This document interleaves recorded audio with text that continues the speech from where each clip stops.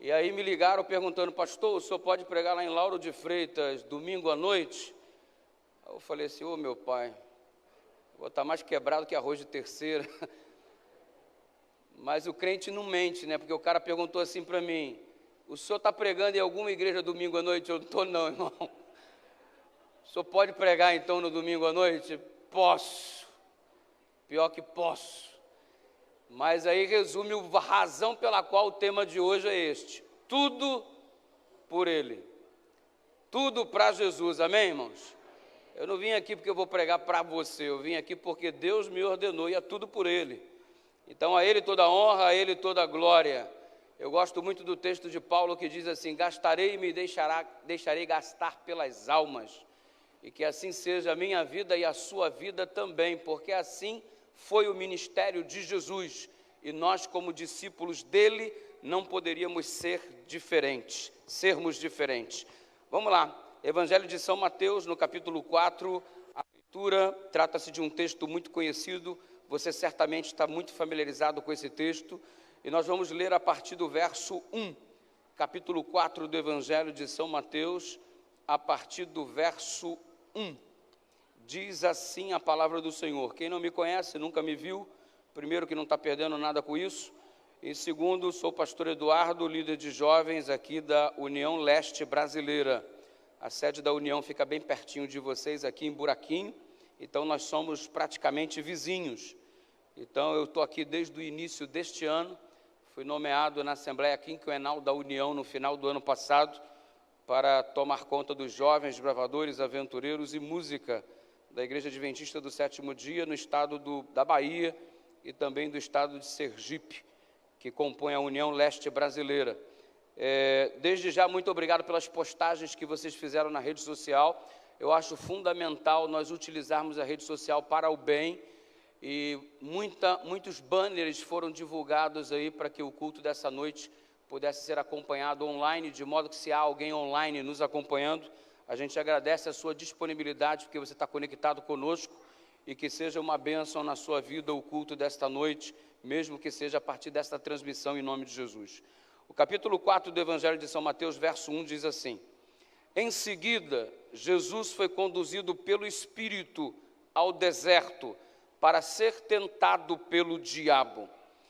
Depois de passar 40 dias e 40 noites sem comer, teve fome. Quantos dias e quantas noites mesmo ele passou sem comer? 40. Tem gente que já fica perturbado quando dá o horário do culto, o meio-dia, sábado de manhã, a fome bate. Jesus ficou 40 dias e 40 noites sem comer, orando para enfrentar o ministério este que está resultando na minha e na sua salvação, em nome de Jesus. O verso seguinte, o verso 3, diz assim: o tentador veio e lhe disse: se você é o Filho de Deus, ordene que estas pedras se transformem em pães. Jesus, porém, respondeu: as Escrituras dizem, uma pessoa não vive só de pão, mas de toda a palavra que vem da boca de Deus. Quem crê nisso, diga amém. O verso seguinte diz assim: então o diabo o levou à cidade santa, até o ponto mais alto do templo. Provavelmente a tua tradução fala que é o pináculo do templo. Levou ao pináculo do templo e lhe disse: se você é o Filho de Deus, salte daqui, pois as Escrituras dizem, ele ordenará aos seus anjos que te protejam, eles o sustentarão com as suas mãos, para que não machuque o pé em alguma pedra. Jesus respondeu: as Escrituras também dizem, não ponha à prova o Senhor seu Deus. Verso 8, em seguida o diabo o levou até o monte muito alto, e lhe mostrou todos os reinos do mundo e sua glória. Eu lhe darei tudo isso, declarou, basta ajoelhar-se e adorar-me. Saia daqui, Satanás, disse Jesus, pois as Escrituras dizem, adore o Senhor Deus e sirva somente a Ele. Quem veio aqui adorar ao Senhor e servir somente a Ele, diga amém. Se você tiver um pouco mais de coragem, diga aleluia. Quando isso acontece, o verso 11 diz que o diabo vai embora, e os anjos nos cercam, e os anjos nos servem, assim como fez com o Senhor Jesus. Se você crê nisso, diga amém. Então existem anjos do Senhor que estão neste momento colhendo a tua adoração para apresentar como oferta suave diante do trono de graça do Senhor. E ele receberá com alegria o meu louvor e o seu louvor, não porque ele precisa, mas porque ele aproveita o momento em que você se dispõe para adorá-lo, para que ele abençoe a sua vida e encha a sua vida de fé, de esperança e renove esse seu coração para esta semana que temos diante de nós, mas que será uma semana abençoada em nome de Jesus. Não estou dizendo que vai ser uma semana fácil, não estou dizendo que vai ser uma semana isenta de problemas, mas eu estou te dizendo que em meio às dificuldades, aos problemas, às provações, você sentirá a condução e a bênção de Deus sobre a tua vida. Vamos orar, feche os seus olhos e vamos fazer o Papai do Céu, pedindo neste momento a iluminação do Espírito para estudarmos a palavra. Pai querido, é muito bom termos em nossas mãos a tua palavra e também a certeza de que ela não volta vazia. Nós suplicamos nessa noite a iluminação do teu Espírito, não suplicamos inspiração, a palavra já é inspirada. Queremos a iluminação para compreendermos aquilo que inspirado foi. Nosso coraçãozinho está aberto, tu sabes o que precisamos ouvir. Se há pessoas aqui precisando de conforto, conforte, ó Deus, como só o Senhor sabe fazer. Se há alguém aqui precisando de mais fé, precisando ser erguido, precisando ser animado, mas também se há alguém aqui precisando de puxãozinho de orelha, faz o que o Senhor precisa fazer, mas nos deixe no término do culto dizermos, não sou eu mais quem vivo, mas Cristo vive em mim. Que seja essa a realidade de todos nós. Ilumina-nos agora para a compreensão da tua palavra, nós te oramos em nome de Jesus e a tua igreja diz? Amém. Que bom que você disse amém, e se essa é a sua convicção, para a pessoa que está do seu lado, diga, Deus vai abençoar você. Fala com convicção, senão ela não vai acreditar, vai? Fica falando verdade como se fosse mentira, enquanto tem muita gente aí fora que fala mentira como se fosse verdade. O Tudo por Ele, a propósito, também é o tema do Ministério Jovem da Divisão Sul-Americana, ou seja, toda a América do Sul, no ano de 2020, estará trabalhando sob este tema, Tudo por Ele, porque a Ele toda a honra e a Ele toda a glória pelos séculos eternos. Muito bem, o Senhor Jesus nas Escrituras Sagradas, Ele recebe dezenas, talvez até centenas de nomes. Alguns são muito mais conhecidos por vocês, por exemplo, Ele é o maravilhoso conselheiro, o Deus forte, o Pai da eternidade, o príncipe da paz, Ele é o alfa, Ele é o ômega, Ele é o caminho, a verdade e a vida, Ele é o pão da vida, a água da vida, Ele é a porta, Ele é o Cordeiro de Deus que tira o pecado do mundo, Ele é o alfa, eu já falei, Ele é o pão, Ele é a porta, já falei isso tudo. Ele também diz que a palavra que Ele também é Emanuel, Deus conosco, está aqui nessa noite para nos abençoar. Quantos nomes recebe o Senhor Jesus? Isso sem falar em todos aqueles nomes envolvendo o prefixo El, Elohim, El Shaddai e por aí vai. Mas há um nome que Jesus recebe que dificilmente ele é tratado ou é estudado sob a perspectiva desse nome. O nome que o Senhor Jesus recebe, do qual eu estou lhe falando neste momento, é o que está explícito pelo apóstolo São Paulo na sua carta 1 Coríntios, lá no capítulo 15, no verso 45. E lá ele diz que Jesus é o nosso segundo Adão. Olha aí, eu estou acostumado a ouvir, Ele é o maravilhoso conselheiro, Deus forte para a eternidade, príncipe da paz, mas ninguém nunca me falou assim, ei Jesus, segundo Adão, vem aqui me abençoar. Jesus é o segundo Adão, é um dos nomes, uma das características que Ele recebe nas Escrituras Sagradas. Se Ele é o segundo Adão, é óbvio que existiu um primeiro. E quando a gente lê o Evangelho de São Mateus, no capítulo 4, o trecho que a gente acabou de ler, que fala sobre a tentação de Jesus, é possível estabelecer um paralelo entre o primeiro Adão e o segundo Adão, Jesus Cristo, exatamente para melhor compreensão do texto do Evangelho de São Mateus, capítulo 4. Estabelecer o paralelo entre o primeiro Adão e o segundo no cenário da tentação é de fundamental importância para que os nossos olhos se abram, para que a nossa mente contemple tudo aquilo que Deus deseja revelar, porque Ele é o segundo Adão no sentido de que Ele veio aonde o primeiro falhou, e exatamente para mostrar que o primeiro poderia ter vencido se tivesse tomado um posicionamento diferente. E Ele veio não utilizando o seu poder divino, porque não daria para provar que era possível vencer se Ele, Cristo, fizesse uso do seu poder divino na tentação. Seria uma covardia. Como é que ele iria dizer para a gente? Você pode vencer porque eu venci. Só que se ele vence usando o poder divino que tinha, e não a comunhão com o Pai simplesmente, a mesma coisa que nós dispomos, então ele não teria dizer, ou se apresentar, não teria como se apresentar como um exemplo para cada um de nós. Só que ele não usa o seu poder divino, usa a sua comunhão com o Pai, para provar para cada um de nós, inclusive para o primeiro Adão, que ele poderia ter vencido, nós poderemos vencer também, se adotarmos o posicionamento que ele adotou no Evangelho de São Mateus, no capítulo 4. Por isso, estabelecer o paralelo entre o primeiro Adão e o segundo Adão é de fundamental importância para a compreensão do texto. Eu me lembro que eu estava passando uma lição da escola sabatina uma vez, em uma grande igreja deste país, e tinha uma juíza sentada na minha classe. E eu estava estabelecendo o paralelo entre o primeiro Adão e o segundo Adão. E essa juíza assistia à lição, ela tinha a sua lição nas mãos, e eu falei sobre a personalidade corporativa, porque o Adão, ele teve a personalidade corporativa para toda a raça humana. A Bíblia diz, porque como assim por um só homem entrou o pecado, assim também por um só homem entrou a salvação. Adão assumiu a personalidade corporativa por toda a humanidade em termos de culpabilidade, exatamente para que Jesus tivesse a chance de assumir por toda a raça humana, como segundo Adão, o processo da salvação. Ou seja, nós herdamos a culpa de Adão? Herdamos, mas também nós herdamos a salvação do segundo Adão.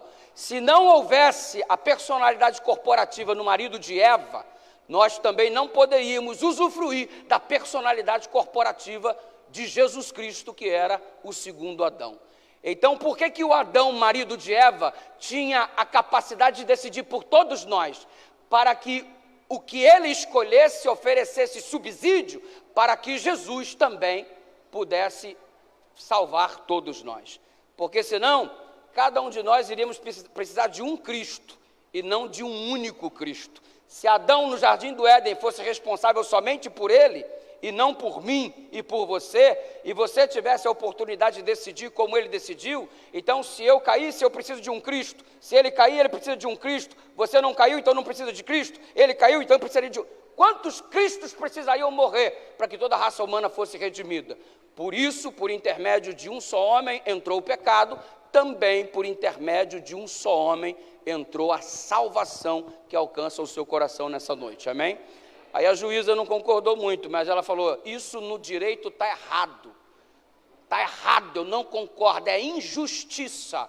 Então, minha filha, você vai discutir isso com Deus, porque foi ele que estabeleceu o processo de personalidade corporativa, para que tanto o primeiro Adão quanto o segundo Adão pudesse usar, tanto para benefício como termos de malefício, porque se não fosse a personalidade corporativa do primeiro Adão, o segundo também não utilizaria a mesma atribuição para a salvação de toda a raça humana. E sabe de uma coisa? Às vezes a gente tem a mania de achar que a nossa justiça, do jeito que a gente estabelece, Deus tem que se comportar a partir dos nossos parâmetros. Deus não se comporta a partir dos nossos parâmetros. Deus se comporta a partir dos parâmetros dele, que são maiores e melhores do que os nossos. E sabe de uma coisa?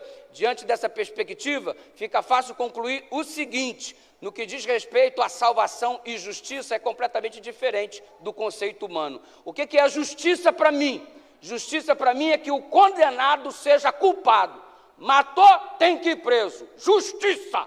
Quando uma pessoa tem um filho assassinado, o repórter vai lá e coloca o microfone. E aí, senhora, quero que a justiça seja feita, que ele seja preso. Alguns fazem até a justiça com as próprias mãos. Aí quando você vem para a Bíblia, isso não é justiça. O que é justiça na Bíblia? Justiça na Bíblia é quando este culpado deste crime se arrepende, Deus perdoa e salva o camarada. E ele cometeu um pecado e daqui a pouco vai estar no reino dos céus. Aí qualquer juiz de hoje diria, ele não tem direito ao reino dos céus, ele tem direito à cadeia. Mas na justiça de Deus ele diz, tem direito ao reino dos céus pela minha graça. Olha que coisa, mano. A justiça dos homens é completamente diferente da justiça de Deus. Aliás, existe um livro na Bíblia chamado de Juízes. Já viu? Já viu? lá tem o juiz Sansão, lá tem o juiz fulano, ciclano. Qual era a atribuição do juiz? Trazer libertação. Quando é que o juiz cumpria o seu trabalho, a sua função? Quando ele libertava o povo da opressão dos inimigos. Gideão, da opressão dos midianitas. Sansão tinha que libertar da opressão dos filisteus. Quando o juiz trazia libertação, ele fazia justiça. É o conceito da Bíblia. Justiça é libertação. Quando é que Deus faz justiça com você? Quando Ele te mata por causa dos teus pecados, porque o teu salário é a morte? Não, Ele faz justiça de verdade com você quando Ele te salva, quando Ele te liberta, quando Ele te isenta dos pecados, uma vez que você o recebeu como Salvador e o seu nome é colocado no livro da vida. A justiça divina é assim, uma justiça de absolvição, ou seja, nessa noite, que a justiça de Deus te limpe, te purifique de todas as tuas transgressões e as minhas também. Que Deus faça justiça, e a justiça de Deus é trazer-nos a salvação. Glória ao nome de Deus por isso. Mas para que isso fosse uma realidade, ele teve que, entre outras coisas, enfrentar aqui o deserto da tentação, o capítulo 4 do Evangelho de São Mateus. E como eu estou dizendo desde o início, que temos que estabelecer o paralelo entre o primeiro e o segundo Adão, me ajuda aqui, meu irmão, vem cá por gentileza, por favor, fique aqui. Você também, querido, vem aqui me ajudar por gentileza, você vai ficar do lado de cá, você fica aqui e você fica do lado de cá. Esse rapaz simpático aqui, como é que é seu nome, queridão? Alexandre. A partir de agora ele não é mais Alexandre, o nome dele é Adão. Como é que é o nome dele? Tua esposa está aí? Não. Tá não? Mas a partir de hoje o nome dela é Eva. Beleza? Como é que é o nome dele? Adão. Esse daqui também vai mudar de nome. A partir de agora ele é o segundo Adão. Como é que é o nome dele? Quem que é esse aqui? Fala com convicção.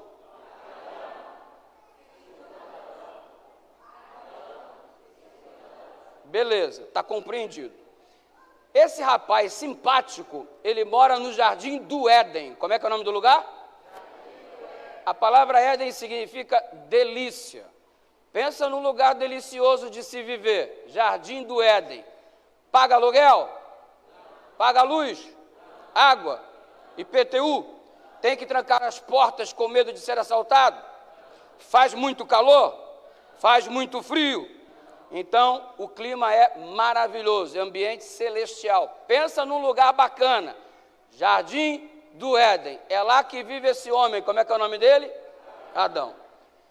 Esse aqui, diferente daquele lá, o segundo Adão, ele está no deserto. O cenário do capítulo 4 do Evangelho de São Mateus é o deserto do Saara. Eu já fui lá. A coisa mais fácil de se dizer lá é: sangue de Jesus tem poder. Pensa num lugar ruim, pensa no inferno aqui na terra, o lugar miserável de quente. O dia mais ameno que eu tive lá estava 50 graus, meu. Sangue de Jesus tem poder. E esse segundo Adão estava no deserto. Esse aqui estava no já? Esse aqui estava no Esse aqui está muito bem alimentado, dá para perceber, né? Ô, glória a Deus, né? Come do bom e do melhor, das melhores frutas, verduras, legumes. Ele come à vontade, é ou não é, irmão? Deu uma benção, hein, mano? Come à vontade o rapaz. Esse aqui, coitado, está 40 dias sem comer. Quantos dias, irmãos? Esse aqui está bem alimentado, sim ou não? Está até demais, né, mano? Está até demais. Né? E esse aqui, quantos dias que ele não come? 40. Aqui. Você sabia que quando o corpo fica tanto tempo sem se alimentar, ele começa a cortar funções para economizar energia? Você sabia disso? As funções, elas começam a não funcionar mais muito bem no seu corpo, porque isso é o corpo, por conta própria, economizando energia para ver se você sobrevive mais. Uma das coisas que a partir do 10º dia de fome que o corpo corta, é a sua capacidade de enxergar. A partir do 10º dia, sem comer absolutamente nada, você perde começa a perder a sua capacidade de enxergar. Este camarada aqui no deserto está há 40 dias sem comer e uma das coisas que ele não consegue mais é enxergar. Ele sabe quem é que está falando com ele, ele sabe que é o diabo que está falando com ele, oferecendo para ele transformar as pedras em pães, oferecendo a ele para se jogar do pináculo do templo, oferecendo a ele para se prostrar e adorá-lo, que todos os reinos do mundo seriam em suas mãos entregue. Ele sabe quem fala com ele, mas ele não está enxergando. E outra coisa, enquanto esse aqui está no clima super ameno, esse aqui está debaixo de um sol escaldante, causticante, 50 graus, sem protetor solar, esse que tu usa aí para ir para a praia, ficar legal aqui em Vilas, aqui, ir lá para a Praia do Forte, passear e tal, esse que tu usa na Praia da Barra, lá do Farol, lá, sei lá do que, esse aí, ó, esse protetor solar, ele não estava usando, a pele dele está toda rachada, as rajadas de vento trazem consigo areia, grãos de areia, que vão dando cipuada na sua pele, ele sangra pela pele, os seus lábios estão destruídos, doloridos, ele sente muita dor, fome, cego, dor, calor, está no deserto. Esse aqui está no jardim, bem alimentado e tranquilo. A gente já chegou à compreensão teológica de que esse homem aqui, ele tem um corpo perfeito. Pela fé, irmão, pela fé. Pela fé, agora, pela fé. Ele tem um corpo perfeito e moralmente ele também é perfeito. Ou seja, a gente diz que o primeiro Adão tem a natureza física e moral pré-lapsariana. Ou seja, o pecado não o atingiu fisicamente e não atingiu moralmente. Esse aqui, ele assumiu um corpo, depois de 4.000 anos da existência do pecado na terra. Ele tem um corpo debilitado, porque ele se cansa. Você lembra que quando ele entrou no barco, estava tão cansado, e imediatamente fez o quê? Dormiu. Ele se cansa. Esse aqui não se cansa, esse aqui se cansava. Esse aqui está com um corpo debilitado, mas ele não tem a sua moral debilitada, ele não é pecador. Este não é pecador e tem um corpo perfeito. Este não é pecador, mas ele não tem o corpo perfeito. Deu para entender a diferença? Sim ou não? Diante desse contexto, este aqui, diz Ellen White, que tem uma capacidade cerebral fantástica. Ele tem uma capacidade de raciocínio mais desenvolvida do que qualquer computador supermoderno que existe hoje em dia. Ele tem um modo de raciocinar que ele consegue perceber os desdobramentos de qualquer decisão, assim, na parte mais distante, mais longínqua possível. O seu raciocínio é extraordinário, o seu intelecto é perfeito, o seu comportamento cerebral simplesmente não dá para mensurar. Esse aqui está debilitado. O diabo olha para esse homem e percebe que ele não precisa de nada. É muito difícil você dar um presente para alguém que não precisa de nada, irmãos. É ou não é? Você vai, por exemplo, pegar um homem riquíssimo aí, multimilionário, é aniversário dele, o que tu vai dar de presente para um homem desse? Que ele não tem. Aí o inimigo olha para ele e fala assim, o que eu vou dar para esse cara, mano? O que eu vou entregar para ele que ele caia na minha tentação? Ele não precisa de nada. Então o inimigo observa com dificuldade a possibilidade desse homem cair. Mas qual é a alegria do inimigo? Porque ele consegue derrubá-lo.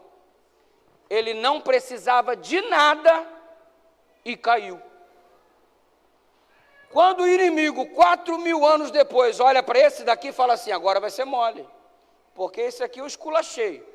Esse daqui que precisa de tudo vai ser mole. Ele entra com ar de campeão, quebra a cara. Quebra a cara. E glória ao nome de Deus por isso. Se arrebentou, porque ele ofereceu 3 grandes coisas, 3 grandes áreas da vida para Jesus Cristo. E todos os oferecimentos e as tentações que ele proporcionou, Jesus rebateu a cada uma delas pela palavra. O que mostra que a necessidade que temos de manusear bem o texto das Sagradas Escrituras, porque o inimigo também conhece muito bem. E você percebeu que ele utilizou inclusive citações da Bíblia para tentar induzir Jesus ao erro. Houve um tempo em que o diabo tentou arrancar a Bíblia das nossas mãos durante a Idade Média. Mas agora, ele não tenta mais arrancar a Bíblia das suas mãos. Ele tenta fazer com que você a entenda de modo equivocado. Porque se você compreende a palavra de Deus de modo equivocado, ou tu vai virar um liberal desequilibrado, ou tu vai virar um fanático também desequilibrado. E ambos os desequilíbrios desagradam a Deus e agradam a Satanás. Porque para Satanás, um crente desequilibrado é tão bom quanto aquele que diz que não crê em Deus. Estão perdidos do mesmo jeito. O cara que não acredita na palavra de Deus está tão perdido quanto aquele que entende errado e se torna um indivíduo esquerdopata ou de direita, um camarada de um lado para o outro sem manter um equilíbrio cristão. É o indivíduo também utilizado como instrumento de Satanás e com a Bíblia nas mãos, porque ele manuseia a Bíblia melhor do que eu e melhor do que você, e você sabe disso.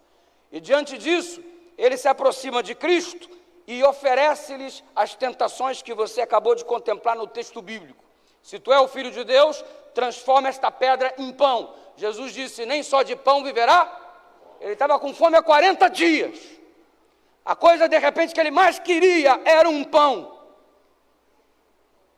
Nem só de pão viverá o homem, mas de toda a palavra que sai da boca de Deus. Se tu é o Filho de Deus, se joga daqui de cima. Já que você me rebateu com a palavra, eu também te afirmo que você pode fazer isso pela palavra. Aos teus anjos está escrito que dará ordem ao teu respeito, para que você seja guardado em todos os teus caminhos. Mas também está escrito, disse Jesus, não tentarás o Senhor teu Deus. Palavra com palavra. E se Jesus não conhecesse a palavra? Mas a verdade é que ele é a própria palavra, o verbo que se fez carne e habitou entre nós. E aí vem uma terceira tentação. Se prostrado me adorares, eu te darei todos os reinos do mundo. Presta atenção no que eu vou te dizer. Para que eu te dê esta Bíblia, essa Bíblia precisa ser minha. Eu não tenho condições de te dar uma coisa que não me pertence. Tenho. Se eu quiser te dar este celular que está no meu bolso, ele tem que ser meu, porque eu não tenho condições de dar para você alguma coisa que eu não tenho.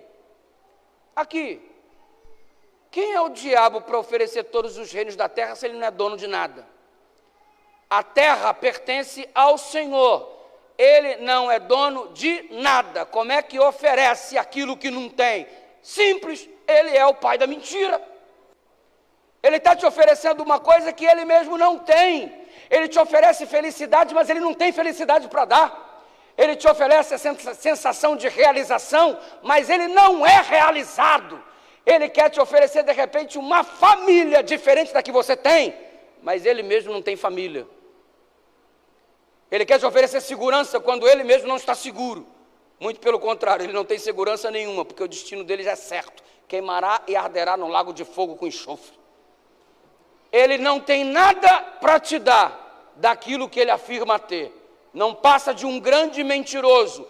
É o pai da mentira. E sabe qual é a especialidade dele? Apanhar um lixo, transformar num luxo para ludibriar você.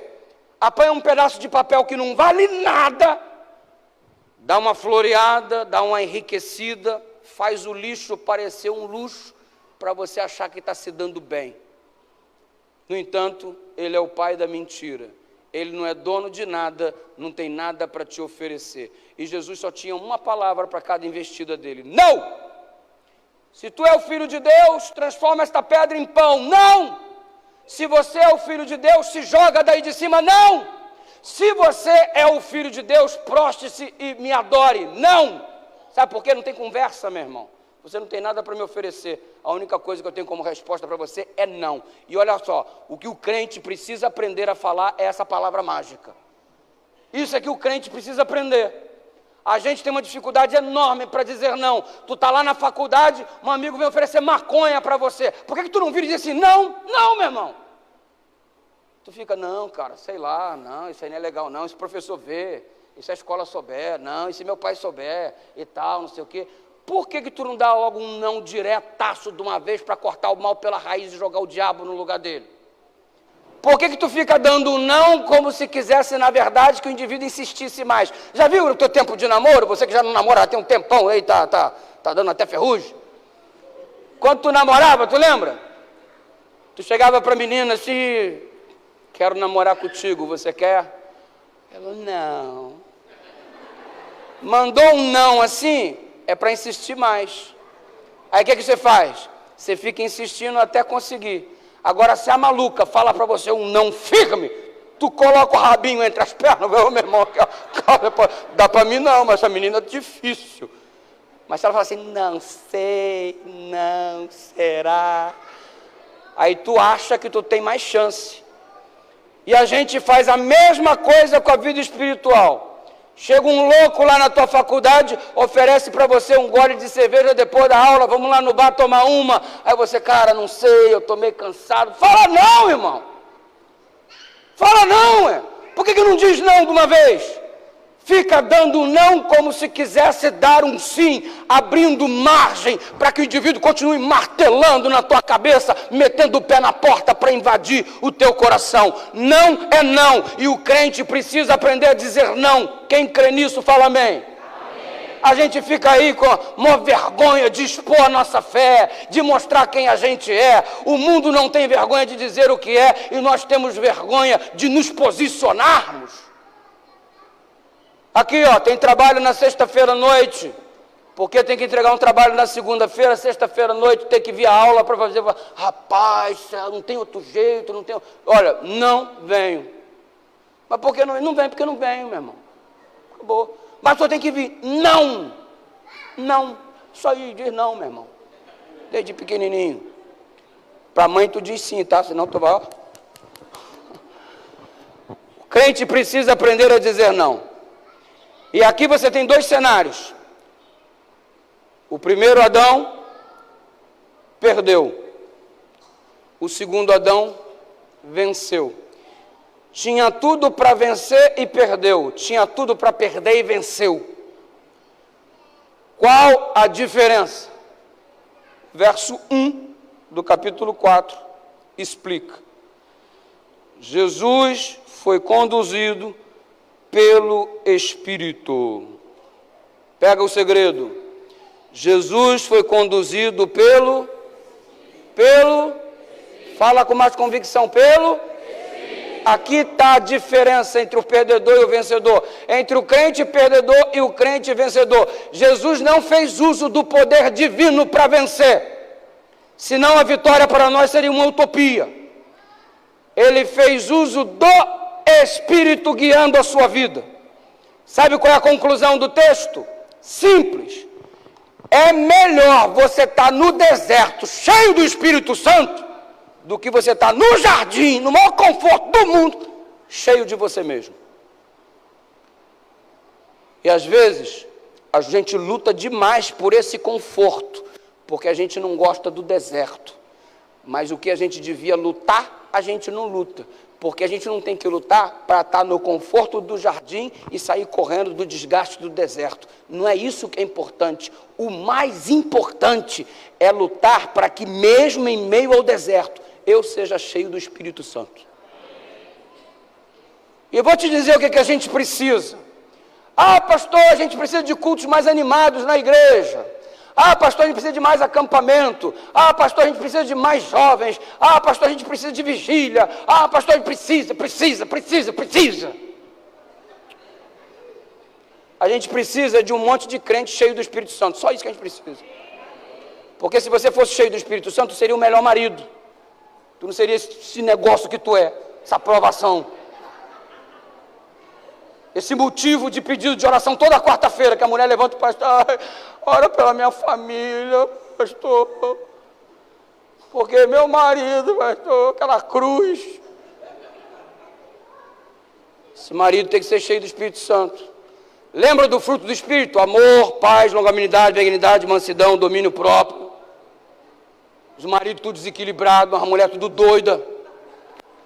O que falta? Gente cheia do Espírito Santo. Uns crentes que vivem tudo disputando o cargo, uma briga dos infernos, porque quem aparece mais aqui na frente, eu nunca vi uma tara tão grande para o microfone. Que loucura, que disputa toda essa. É gente sem Espírito Santo, cheia de si mesmo, que só quer aparecer. Então o que a igreja precisa? De gente cheia do Espírito Santo, não de gente cheia de si mesmo. A gente quer o conforto da igreja, eu gosto pra caramba, ar-condicionado, banco bonito, acolchoado, tanque batismal lindo, é tudo maravilhoso, som de primeira, airfly, tudo lindo, maravilhoso, é conforto, mas não vale de nada se não for cheio do Espírito Santo. Pode botar a igreja mais linda do planeta, com estacionamento que parece um shopping, mas se isso aqui não for cheio do Espírito Santo, de nada valem todas essas paredes e tanta vaga no estacionamento. Tem crente cheio do Espírito Santo aqui? Diga amém. Não adianta de nada se não tiver. Tudo na igreja é lindo e tem que existir, eu não sou contra nada. Tem que ter muito programa, tem que ter muita coisa. Mas antes de tudo isso, tem que ter crente cheio do Espírito Santo. Imagina se teu filho for cheio do Espírito Santo, como é que vai ficar mais fácil se relacionar com ele? Imagina teu pastor cheio do Espírito Santo. Imagina os líderes da tua igreja, os teus anciões, os teus diáconos, todos cheios do Espírito Santo. Já teríamos feito muito mais do que estamos fazendo até agora. Os problemas que hoje nós enfrentamos, não nos desesperaríamos com eles, porque nós veríamos em cada um deles uma oportunidade para a manifestação dos milagres de Deus. Jesus estava no deserto, mas não estava desesperado, porque estava cheio do Espírito Santo. Hoje, qualquer dificuldade que bate a porta do crente, o crente desespera, porque a gente morre de medo de viver no deserto, a gente só quer o jardim. Por que a gente tem tanto medo do deserto? É porque a gente é pobre do Espírito Santo, porque se fôssemos cheios, o deserto não nos assustaria. Por que toda dificuldade que bate na tua porta, você morre de medo, fica desesperado? Porque você é pobre do Espírito Santo. Porque se você é cheio do Espírito Santo, você não teria medo das dificuldades que batem na sua porta. Não teria. É que nós somos pobres, irmãos. E sabe de uma coisa? Deus diz que deseja mais dar o seu Espírito aos seus filhos do que seus filhos desejam receber. Declaração de Ellen White. Você quer o Espírito Santo? Eu quero! Só que Deus quer dar mais para você do que você quer receber. E me diz se você nessa semana orou pelo poder do Espírito Santo.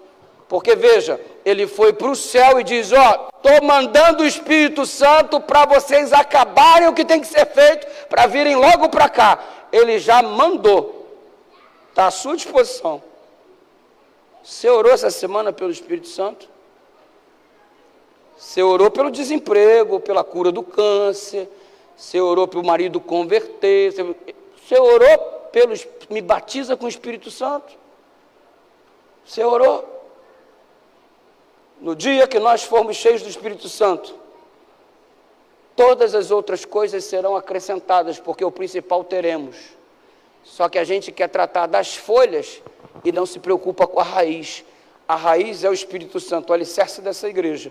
E o resultado, os frutos virão naturalmente. A gente corre atrás dos frutos sem trabalhar o alicerce. Clame pelo poder do Espírito Santo como você nunca clamou em sua vida. E você vai ver a multidão de milagres que vai acontecer a partir dessa noite, em nome de Jesus. Você vai ver o Espírito Santo dizendo para você, este é o caminho, andai por ele. Ai, pastor, eu tenho que tomar uma decisão nessa semana. Clama pelo poder do Espírito Santo, que ele vai sussurrar no seu ouvido o que você tem que fazer. Clama pelo Espírito Santo. Cai neste livro e comece a ler, que eu duvido que Deus vai deixar de falar contigo. Ele não deixa de responder ninguém que o procura com sinceridade de coração. E sabe de uma coisa? Chegou a hora de termos uma igreja cheia do Espírito Santo para terminarmos o que precisamos fazer. Chegou a hora do seu casamento ser um casamento cheio do Espírito Santo. Chegou a hora de você, cheio do Espírito Santo, fazer a diferença na sua sala de aula. Chegou a hora de você, cheio do Espírito Santo, fazer a diferença no seu ambiente de trabalho. Chegou a hora de você, cheio do Espírito Santo, abrir tua boca para dizer, não! Eu não abro mão daquilo que eu acredito. Pode cair o mundo, mas eu vou ser fiel tal qual a bússola é ao polo. Porque eu não abro mão de viver por meu Deus, porque com Ele é que eu vou passar a eternidade. E aí? Valeu, primeiro Adão? Valeu, segundo Adão, podem se assentar. Muito obrigado. A diferença não está no lugar que você se encontra. A diferença está como você se posiciona em relação àquilo que Deus quer te dar, que é o poder do Espírito Santo. Talvez tenha sido por isso que Jesus tantas vezes disse: vigiai. Vigia. Não anda de qualquer jeito não, anda cheio do Espírito. Os discípulos foram reconhecidos depois da ascensão de Jesus por aqueles que eram dotados do poder do Espírito Santo. Mas eles passaram um bom tempo vigiando, lembra? Isso me faz lembrar de uma história. Éramos mais ou menos 95 homens, vamos arredondar para 90 alunos de teologia, estavam fazendo o curso de liderança do Ministério Jovem, aqui no IAN. Estou te falando do ano de 1994, meu primeiro ano de teologia. E todos nós éramos duas turmas, 90 homens, saímos para cumprir um requisito do curso de liderança, que era uma caminhada, porque a gente precisa entender que não é caminhar por caminhar.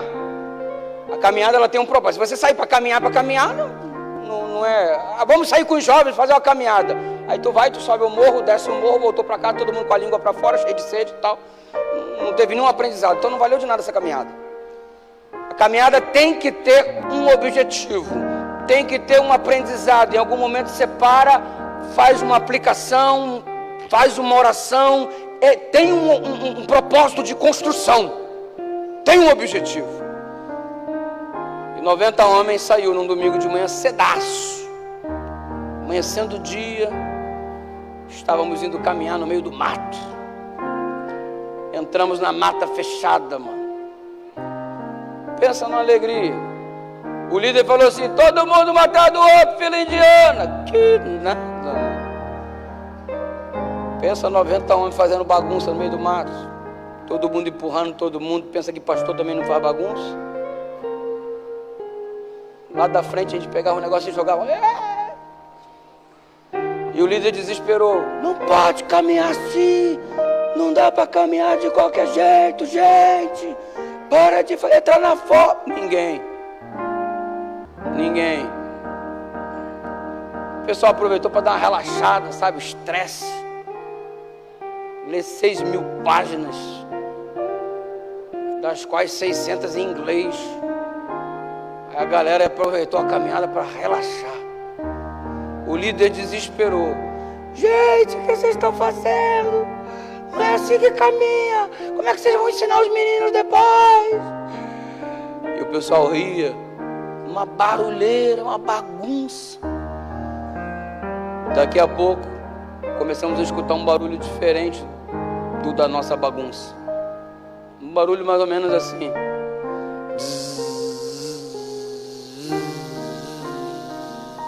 Lá para um lado, nada.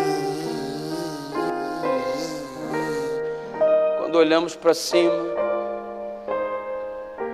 eu nunca vi tanta abelha em toda a minha vida. Um enxame gigantesco. Aí o líder: eu falei, vocês ficam fazendo bagunça, não dá para caminhar de qualquer jeito, faz a fila, seus miseráveis. Todo mundo rapidinho entrou na fila, um atrás do outro, do maior para o menor. Quem era o último? 90 homens, eu era o menor, mano. Último da fila, no meio do mato, aquela fila indiana assim. E você acredite se quiser, o enxame que estava sobre nós, ele cobriu toda a fileira. Ele se estendeu como se fosse uma fila e ficou em cima de nós do início ao fim. Desde o primeiro até eu, que era o último, tinha abelha sobre nós em sequência. Miseráveis inteligentes. O líder falou: olha, ninguém fala mais, hein? Silêncio. Um atrás do outro, todo mundo. E olha o que ele disse, como última orientação: se alguma abelha pousar, não bate nela não, Violência gera violência. Pensa num medo, mano. Eu estava assustado, eu nunca vi tanta abelha em toda a minha vida. Começamos a andar assim, um atrás do outro, no meio do mato. Eu era o último, já te falei, e eu vi descer uma abelha. O colega que estava à minha frente, Fábio, hoje pastor Fábio, lá em Brasília, abelhinha veio, ele estava com um chapéu que cobria um pouco da orelha assim, a abelha pousou na parte da orelha dele aqui, ia entrar dentro da orelha. Eu falei, eu vou avisar, sou amigo dele, eu vou avisar. Eu dei uma cutucada na cintura dele assim, ele, aqui. Tem uma abelha que vai entrar na tua orelha, mano. Irmão, ele desesperou. Ele só pegou a mão e fez assim, ó. Para a infelicidade dele, ele errou. Eu acho que deu tempo da bicha pegar o telefone e falar assim, desce que é festa! O enxame inteiro, de uma só vez, fez assim, ó. Desceu. Irmãos, você já viu o pessoal brincando de hora social? Escolhe qui, escolhe quá. 90 homens pulando, sendo picado pelas abelhas. Que hora social fantástica. Que escolhe qui, escolhe quá, inesquecível. Eu era o último. Todo mundo correu para frente, eu vim para trás. Enfiei as mãos assim dentro da minha camisa, me abaixei, estiquei a camisa, coloquei por cima das pernas, estiquei a blusa, botei na minha cabeça, só fiquei igual aquela mulher muçulmana que usa burca, só com o zoinho de fora assim. E eu só via o pessoal brincando social. Foi triste, foi muito triste. Alguns eram alérgicos, ficaram alguns dias internados no hospital. Eles saíram correndo de um jeito tão louco, que não perceberam que a propriedade que nós estávamos, ela era dividida com uma outra propriedade por cerca de arame farpado no meio do mato. A galera invadiu a cerca, a galera arrebentou a cerca no peito, mano. O que tinha de pastor sangrando, o que tinha de gente machucada, e todo mundo inchado pela picada das abelhas. A gente não sabia se ria ou se chorava, mano. Foi uma caminhada inesquecível, sabe? E depois dessa caminhada ficou a lição. Qual a lição? Não dá para caminhar de qualquer jeito. Tem que vigiar. Sabe qual que é o nosso problema? A gente parece um bando de crente perdido na mata da vida, caminhando de qualquer jeito, desprovido do Espírito Santo. As abelhas vão arrebentar com a gente. No livro de Joel foram os gafanhotos, arruinaram com o povo. Chegou a hora de você se revestir do poder do Espírito Santo, para você aprender a dizer não e caminhar neste caminho que, embora estreito, é o único que conduz à vida eterna. Quer você receber o poder do Espírito Santo nessa noite? Rasgue esse seu coração, coloque-o diante de Deus. Apruma essa sua caminhada, mantenha o foco, vigia em nome de Jesus. E se esse é seu desejo, eu quero orar com você. Vem rasgar teu coração aqui no altar do Senhor. Levanta daí de onde você está e vem aqui orar comigo, para juntos pedirmos, suplicarmos o poder do Espírito Santo sobre a nossa vida. Se esse é seu desejo, pastor, eu quero ser revestido do Espírito Santo, eu quero rasgar meu coração diante da presença de Deus nessa noite. Eu quero me revestir desse poder maravilhoso. Sai daí do seu lugar e vem aqui orar comigo em nome de Jesus. Que Deus conceda o Espírito Santo para você ser o melhor esposo, uma melhor esposa, um melhor filho, uma melhor filha, um melhor irmão de igreja, um melhor estudante, um melhor colega de trabalho. Que as pessoas comecem a olhar para você e perceber que não é você, mas que vive. Cristo vive em você. Porque você não é um qualquer, você é um homem cheio do poder do Espírito Santo. Você tem poder para amar, você sabe ser suave quando precisa ser, mas você também sabe falar não quando tem que dizer não. Assim é um homem de Deus, assim é a mulher de Deus, cheio do Espírito Santo, e que essa seja a nossa realidade em nome de Jesus Cristo. Vamos orar. Pai querido, muito obrigado porque Jesus venceu usando a comunhão contigo. Isso mostra-nos que nós também temos chances de vencermos, se no meio do deserto dessa vida formos conduzidos pelo Teu Santo e Bom Espírito. Às vezes temos caminhado de qualquer jeito, não temos vigiado, e o resultado é que ao invés de sermos cheios do Teu Espírito, somos cheios de nós mesmos, alvos fáceis, não do ataque de abelhas, alvos fáceis dos dardos inflamados do maligno. Joga isso por terra em nome de Jesus. Nosso coração está aberto, porque queremos que a nossa vida seja a habitação do Espírito Santo. Queremos ser conduzidos pelo Teu Espírito.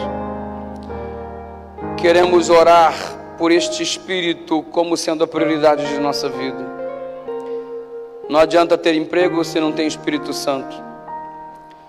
Não adianta ter família se não tem Espírito Santo. Não adianta ter carro se não tem Espírito Santo. Não adianta estar de férias se não tem Espírito Santo. Não adianta ter igreja bonita se não tem Espírito Santo. Não adianta ter dinheiro se não tem Espírito Santo. E se nós não tivermos nada e ainda assim tivermos o Espírito Santo, então estamos no deserto como vencedores, assim como esteve Jesus. Ajuda-nos. Conceda-nos a maior de todas as promessas, do poder do Teu Santo Espírito. Queremos ser Tuas testemunhas, não só em Jerusalém, como também em Samaria, em toda a Judéia e também os confins da terra. Mas para isso precisamos ser cheios do Teu Espírito. Conversar com os nossos filhos como pais cheios do Espírito. Dirigir no trânsito dessa cidade cheio do Espírito Santo. Ser patrão ou conversar com o nosso patrão cheio do Espírito Santo. Sermos cônjuges cheios do Teu Espírito, pastores, líderes de igreja, membros de igreja. Ajuda-nos, porque nós estamos lutando demais pelas coisas da terra e não temos priorizado o reino dos céus. Abra os nossos olhos, ajuda a gente a caminhar do jeito que precisamos caminhar, vigilantes. Nosso coração está rasgado aqui diante da Tua presença no Teu altar. Cumpra a Sua promessa na nossa vida de nos dar o Seu Espírito. Nós não temos poder para sermos diferentes, mas pelo Teu Santo Espírito nós vamos conseguir. Por isso nos colocamos nas Tuas mãos. O fazemos em nome de Jesus Cristo, e o Teu povo diz: dá um abraço no teu irmão e diga que você seja cheio do poder do Espírito Santo.